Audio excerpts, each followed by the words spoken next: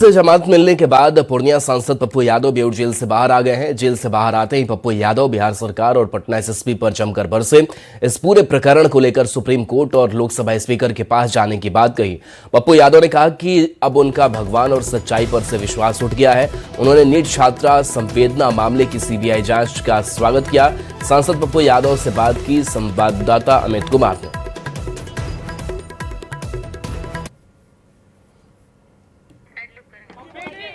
तो सांसद पप्पू यादव को जमानत मिल चुकी है। उन्होंने कहा कि नीट छात्रा मौत मामले में उन्होंने सवाल उठाया। इसके साथ साथ सीबीआई जांच जो शुरू हुई है उसका भी स्वागत पप्पू यादव ने किया है और कहा है कि लोकसभा स्पीकर से भी वो बात करेंगे और कहा है कि भगवान से भी भरोसा उनका उठ गया है, सच्चाई से भरोसा उठ गया है, क्योंकि सच्चाई बोलने का परिणाम यह होता है कि उन्हें जेल जाना पड़ता है।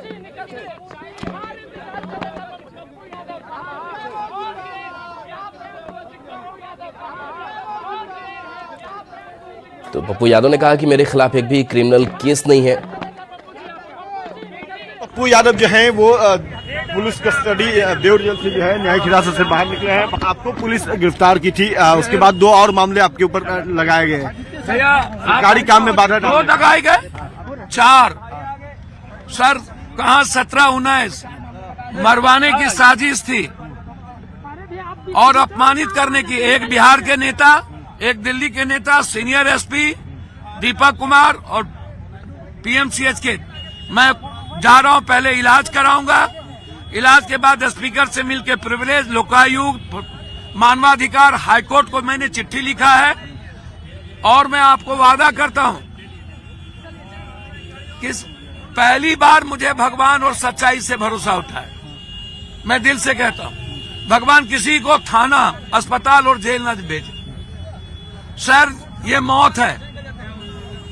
मैं आग्रह करूंगा सरकार के, गोली मरवा दीजिएगा लेकिन साजिश मत कीजिएगा मेरे साथ। लेकिन न्यायिक प्रणाली पर तो आप भरोसा करते हैं ना? न्याय पर और आप पर और बिहार की जनता पर, इसके अलावा नहीं। लेकिन पहली बार मुझे भरोसा है। मैं तो कुछ नहीं जानता था सर मेरे पर एक क्रिमिनल केस नहीं है, आचार संहिता और आंदोलन के केस, इसके अलावा एक केस नहीं है। और उसके बाद ये खिमका की किसने मरवाया ये भी उजागर करूंगा। मारा बेलाल ने, रुपेश को किसने मरवाया ये भी सुप्रीम कोर्ट जा रहा हूं। मुझे न्यायालय को मैं प्रणाम करता हूं कि आप ही बचा सकते हैं इस जल्लाद एसपी और जल्लाद नेताओं से। लेकिन पटना पुलिस सरकार पर उसको रोकने की कोशिश करेंगे। सर 9 मार्च से जो लोकसभा चलेगा, बिहार जो 6 दिन चुप रहा वो चुप नहीं रहेगा। माफिया अपराधी के खिलाफ, बलात्कारियों के खिलाफ हम आवाज उठाते रहेंगे, लेकिन सच्चाई बोलने में अब मुझे डर लग रहा है। पटना पुलिस ने तो कहा कि बेल टूटा था, जमानत टूटी। पटना पुलिस कितने लोगों की बेल टूटी हुई है? ये सीनियर एसपी यही है जो लॉरियंस में मुझे बदनाम किए थे। नीट मामले की जांच अब सीबीआई शुरू कर दी है। पप्पू जी आप भैया, मुझे खुशी है कि सीबीआई दूध का दूध पानी करे, इसको यह ना करे और बच्ची को न्याय मिले। बेटी की लड़ाई के लिए मैं 100 बार मरूंगा, लेकिन साजिश ना करे सरकार। और जिन जिन लोगों ने मुझे मारवाने की कोशिश की और अपमानित किया है उसको मैं सुप्रीम कोर्ट तक ले जाऊंगा। कैमरा पर्सन संत के साथ अमित कुमार, न्यूज 18 पटना। जमानत मिलने के बाद सांसद पप्पू यादव की ओर से लगाए गए आरोपों पर राजनीतिक प्रतिक्रिया का दौर शुरू हो गया है। जेडीयू, बीजेपी के साथ कांग्रेस और आरजेडी की ओर से भी इस पर बयानबाजी शुरू हो गई है। पप्पू यादव जी का शुरू से राजनीतिक जीवन रहा है। उनपे इतना एफआईआर है कि शायद उन्हें मालूम भी नहीं रहता कि मुझ पर कितना एफआईआर है। भाई इसमें सरकार कहीं नहीं है, कोर्ट का मामला था, कोर्ट ने आपको आदेश दिया था, कोर्ट के तहत पुलिस ने कार्रवाई की है। तो इसमें क्यों आप राजनीति कर रहे हैं? आप कोई नया जेल थोड़ी गए हैं, पूर्व में भी आप कई बार जेल गए हैं। सुप्रीम कोर्ट और लोकसभा स्पीकर का नाम लेकर दबाव बनाने की राजनीति अब नहीं चलेगी। पटना एसएसपी पर सवाल उठाने से पहले उन्हें बताना चाहिए कि कानून सबके लिए बराबर है या नहीं। भाजपा स्पष्ट करना चाहती है बिहार में कानून का राज है, किसी विशेष व्यक्ति का नहीं। जो भी नियम तोड़ेगा कार्रवाई होगी। बिहार सरकार कितनी डरी हुई है इसका अंदाजा इसी बात से लगाया जा सकता है कि पप्पू यादव को जेल में रखने के लिए सरकार ने पूरी तैयारी कर रखी थी। लेकिन वो तो शुक्रगुजार हो इस कोर्ट का जिसने पप्पू यादव को जमानत पे रिहा किया और जो साजिश सरकार रच रही थी वो साजिश सरकार की विफल हो पाई।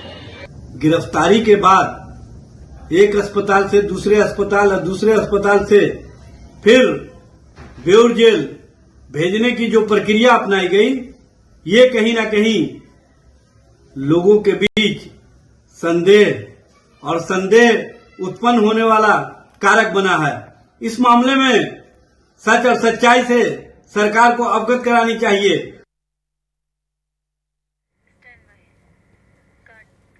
पटना के फुलवारी शरीफ में छात्रा मौत मामले को लेकर सांसद पप्पू यादव अरेस्ट दिख रहे हैं। मृत छात्रा के परिजनों से सांसद ने मुलाकात की और पीड़ित परिवार को सांत्वना दी। अपनी हत्या की साजिश का आरोप लगाते हुए सांसद ने कहा कि वे रहे या नहीं रहे, बेटियों की सुरक्षा और दरिंदों पर नकेल कैसे कसा जाए, ये सबसे बड़ा सवाल है। उन्होंने कहा कि बेटी को इंसाफ दिलाना उनकी प्राथमिकता है। उन्होंने पीड़ित परिवार को आर्थिक मदद दिए जाने की भी बात कही।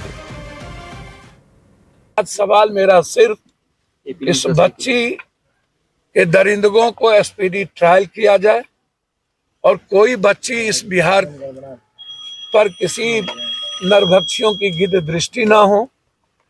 और नीट छात्र के मामले में कल तक जिस तरीके से आपकी एसआईटी ने उस परिवार को तंग किया और पूरे बिहार के नेता, एमपी, एमएलए, मंत्री मौन बन गए, चुप हो गए, ये सबसे बड़ा दुर्भाग्य। क्यों? और यहाँ भी कल घटना घटी, ना तो इस इलाके के एमपी आए ना एमएलए आए। कानून व्यवस्था के मुद्दे पर विपक्ष ने विधानसभा के अंदर और बाहर जबरदस्त हंगामा और प्रदर्शन किया। राबड़ी देवी सहित विपक्षी सदस्यों ने हाथ में तख्ती लेकर नारेबाजी करते हुए गृह मंत्री सम्राट चौधरी का इस्तीफा मांगा, जिसका जवाब देते हुए सम्राट चौधरी ने कहा कि पुलिस का इतना डर है कि आज अपराधी जेल के अंदर भाग रहे हैं। बिहार में अपराधियों के लिए कोई जगह नहीं है।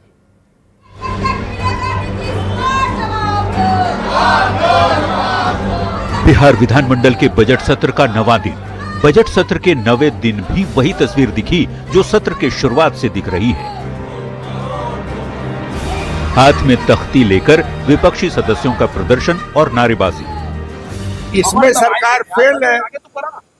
आए दिन हत्या, लूट, डकैती, चोरी। कानून व्यवस्था के मुद्दे पर आरजेडी के विधान पार्षदों ने हाथों में बैनर लेकर राबड़ी देवी के नेतृत्व में नारेबाजी की और गृह मंत्री सम्राट चौधरी से इस्तीफा मांगा। विरोधी नहीं बोल रहा है, अपना खुद बोल रहा है। कभी खत्म नहीं पकड़ाएगा तो हम इस्तीफा करेंगे। कहाँ कर रहे हैं? आरजेडी के हंगामे और सम्राट चौधरी के इस्तीफे की मांग पर मंत्री अशोक चौधरी ने कहा, आपराधिक घटनाएं हुई हैं, लेकिन सरकार लगातार कार्रवाई भी कर रही है।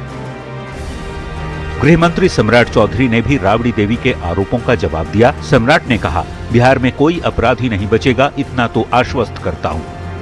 बिहार में पूरी तरह सुशासन है। बिहार में कानून का राज है। बिहार में अपराधी रोज भाग रहे। तो वहीं आरएलएम सांसद उपेंद्र कुशवाहा ने कहा, आरजेडी के लोग हार की बौखलाहट के कारण ऐसे बयान दे रहे हैं। अब राबड़ी जी के मन में जो आता है बोलते हैं। असल में आरजेडी के लोग अपनी हार को पचा नहीं पा रहे। बजट सत्र की शुरुआत से विपक्ष ने अपराध के मुद्दे पर सरकार को घेरना शुरू किया था, जो अब तक जारी है। और हाल के दिनों में नीट छात्रा सहित कई छात्राओं की संदेहास्पद स्थिति में हुई मौत को भी मुद्दा बनाया जा रहा है। सवाल है कि लॉ एंड ऑर्डर क्या सच में आउट ऑफ ऑर्डर हो गया है? न्यूज़ 18 के लिए पटना से रवि एस नारायण, अमित कुमार और धर्मेंद्र के साथ ब्यूरो रिपोर्ट। मुख्यमंत्री नीतीश कुमार आज नालंदा के अंतर्राष्ट्रीय पर्यटन स्थल राजगीर पहुंचेंगे। यहां भगवान बुद्ध के अति प्रिय स्थल वेणुवन विहार में भगवान बुद्ध के जीवन से जुड़े विषयों पर आधारित अत्याधुनिक लाइट एंड साउंड सिस्टम की आधारशिला रखेंगे। इस महत्वाकांक्षी परियोजना को लेकर प्रशासनिक स्तर पर तैयारियों को अंतिम रूप दिया जा रहा है। इस लाइट एंड साउंड सिस्टम के माध्यम से भगवान बुद्ध के संपूर्ण जीवन चरित्र को प्रभावशाली दृश्य श्रव्य रूप में प्रस्तुत किया जाएगा। इसमें उनके जन्म से लेकर परिनिर्वाण तक की ऐतिहासिक गाथा को जीवंत रूप में दिखाया जाएगा। साथ ही बिहार और देश के विकास में भगवान बुद्ध की भूमिका, उनके द्वारा किए गए भिक्षाटन, ज्ञान प्राप्ति, उपदेश, प्रवचन और करुणा संदेश को भी आधुनिक तकनीक के माध्यम से दर्शाया जाए। प्रसार करने हेतु कई स्तूप और विहार बनवाए जो बौद्ध। और छपरा से इस बीच बड़ी खबर, जहां ऑर्केस्ट्रा संचालकों के ठिकाने पर रेड पड़ा। 15 नाबालिग लड़कियों का रेस्क्यू किया गया और इस मामले में 7 आरोपी भी गिरफ्तार किए गए। बता दें कि देह व्यापार और शोषण की शिकायत मिली थी, जिसके बाद ये एक्शन देखने को मिला, जहां से 15 नाबालिग लड़कियों का रेस्क्यू किया गया, 7 आरोपी गिरफ्तार किए गए। देह व्यापार और शोषण की शिकायत पर यह छापेमारी की गई। संतोष हमारे साथ न्यूज 18 संवाददाता फोन लाइन पर। संतोष, कहां का और कैसा मामला इस ऑर्केस्ट्रा संचालक में लड़कियों को लेकर? जी देखिए, ये राष्ट्रीय मानवाधिकार आयोग के निर्देश के आलोक में पुलिस ने यह कार्रवाई की है और छपरा में पहले से भी इस मामले को लेकर कार्रवाई होती रही है। आवाज दो मुहिम लगातार चलाई गई थी और 300 से ज्यादा लड़कियों को अभी तक मुक्त कराया गया है। और मैं बता दूं कि दिविलगंज और कोपा थाना क्षेत्र में ऑर्केस्ट्रा संचालकों पर इस बार दबिश बनाई गई है और पुलिस की टीम ने जब एनजीओ के साथ छापेमारी की वहां से 15 ऐसी नाबालिग लड़कियां मिली जो कि जबरन उनसे ऑर्केस्ट्रा में काम कराया जा रहा था, जो नाबालिग है, और उनके साथ कई अनैतिक कार्य की भी शिकायत मिली है, ऐसा पुलिस की टीम को जैसे हमें जानकारी मिली है। हालांकि अभी इसकी पुष्टि नहीं हुई है, पुलिस उनसे पूछताछ कर रही है नाबालिग लड़कियों को। मैं बता दूं कि जो लड़कियां बरामद हुई है उसमें उत्तर प्रदेश की एक लड़की है, असम की एक लड़की है, पंजाब की एक लड़की है, पंजाब की 4 लड़कियां हैं, पश्चिम बंगाल की 4 लड़कियां हैं, बिहार से 3 लड़कियां हैं और ओडिशा की 2 लड़कियां हैं। तो आप समझ सकते हैं कि पूरे देश से लड़कियों को यहाँ ट्रैफिकिंग करके लाया जा रहा है छपरा में और उनसे गलत काम कराया जा रहा है। तो ये ऑर्केस्ट्रा संचालकों का एक नेटवर्क है जिसको पुलिस लगातार ध्वस्त कर रही है। और मैं बता दूं कि अभी तक जो है इस मामले में जो कार्रवाई हुई है उसके तहत लगभग जो सारण पुलिस ने है उसने अभी तक लगभग 316 लड़कियों को मुक्त कराया है और 39 कांड दर्ज किए गए हैं अलग अलग थानों में। 105 लोगों को गिरफ्तार किया गया है जो ट्रैफिकिंग के इस पूरे नेटवर्क में शामिल थे। तो ये बड़ी कार्रवाई लगातार चल रही है। पिछले 1 साल का आंकड़ा अगर करें तो 316 लड़कियों को पुलिस ने छपरा से मुक्त कराया है और ये पूरी एक बहस का मामला है कि बड़े संख्या में बाहर के राज्यों से लड़कियों को अगवा करके यहाँ ला करके ऑर्केस्ट्रा संचालक जबरन उनको बंधक बना करके उनसे डांस कराते हैं। जो लड़कियां मंच पर जो नाचती हुई लड़कियां दिखती है उनके पीछे की दर्द भरी कहानी सामने आ रही है अब एनजीओ के माध्यम से। तो पुलिस इस पर लगातार कार्रवाई कर रही है और फिलहाल 7 लोगों को गिरफ्तार किया गया है जिनसे अभी पुलिस थाने में लाकर पूछताछ कर रही है। जी चलिए, शुक्रिया इस अपडेट के लिए आपका संतोष। समस्तीपुर से बड़ी खबर है, जहां ज्वेलरी दुकान में लाखों की लूट हो गई। दिन दहाड़े 50 लाख से ज्यादा की लूट के बाद लोगों का गुस्सा फूट गया। पूरा मामला खानपुर थाना क्षेत्र का है, जहां प्रियंका ज्वेलर्स में दिन दहाड़े करीब 50 लाख रुपए से अधिक की सोना चांदी की लूट की वारदात हुई। जानकारी के अनुसार पहले एक अपराधी ग्राहक के रूप में दुकान में घुसा और इसके बाद बाइक पर सवार 3 नकाबपोश अपराधी दुकान पर पहुंचे और बंदूक की नोक पर करीब 250 ग्राम सोना और करीब 10 से 15 किलो से अधिक चांदी के जेवरात लूट लिए। वारदात को अंजाम देने के बाद सभी अपराधी हवाई फायरिंग करते हुए मौके से फरार हो गए। घटना के विरोध में आक्रोशित ग्रामीणों और व्यवसायियों ने सड़क जाम कर विरोध प्रदर्शन किया। लोगों ने पुलिस प्रशासन से गिरफ्तारी और सुरक्षा व्यवस्था मजबूत करने की मांग की। 3 आदमी आए थे ग्राहक बन के, बोले अंगूठी दिखाने के लिए और हनुमान जी पसंद करके रख दिए, बोले अंगूठी दिखाने के लिए, बोले इससे और भारी दिखाने के लिए। ठीक है, जब एक ग्राहक आया मतलब कुछ पूछने के लिए तब कुछ नहीं किया। ग्राहक जाने के बाद बोला सब समेत और हमको उधर कोना में ले गए, मुंह दाब के, माथा में बंदूक सटा के, बोरा मेरे सामने में सारा सामान भर के अंदर ले गए। फिर सारा जितना भी डिब्बा था, जितना भी सारा सामान सब भर के हमको, उसके बाद बोले कि किसी को हल्ला करेगा तो गोली मार देंगे, वहाँ घर द्वार सब देखेंगे। 4 पिस्टल था, 10 बार फायरिंग किया गया। पहला फायरिंग यहीं पे अपराधी नकाबपोश थे। स्माइल वाला मास्क लगा के आया था। ये श्रीपुर गाहर में ही प्रियंका ज्वेलर्स है और उसके मालिक हैं राहुल। अपने दुकान पर थे, करीब ये 2:42 या 3:10 पर कुछ कस्टमर के भेष में 3 अपराधी आए और लूटपाट की घटना को अंजाम दिए हैं। 2 खोखा मिला है। यहाँ पर अभी हम लोग एफएसएल टीम आ गई है और डीआईयू की टीम भी आई हुई है और हम आसपास में कई थानों को बुला लिए हैं। समस्तीपुर से बड़ी खबर, जहां बदमाशों ने एक युवक को घर में घुसकर गोली मार दी। घायल का सदर अस्पताल में इलाज जारी है। मामला रोसड़ा थाना के प्रभु ठाकुर मोहल्ले का है। घायल युवक की पहचान 25 साल के आशीष रंजन के रूप में हुई है। आशीष मर्चेंट नेवी में काम करता है। जानकारी के मुताबिक 4-5 की संख्या में बदमाश पहले घर पर पहुंचे और घर के बाहर लगे बाइक के साथ तोड़फोड़ की और फिर घर में घुसकर गोली चला दी, जिसमें आशीष जख्मी हो गया। घटना के बाद सभी बदमाश मौके से फरार हो गए।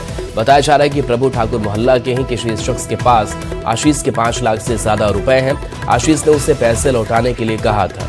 ऐसे में शक जताया जा रहा है कि उसी ने वारदात को अंजाम दिया है। हालांकि पुलिस मामले की जांच में जुट गई है। छोटे से ब्रेक का वक्त है, जल्द वापस आते हैं।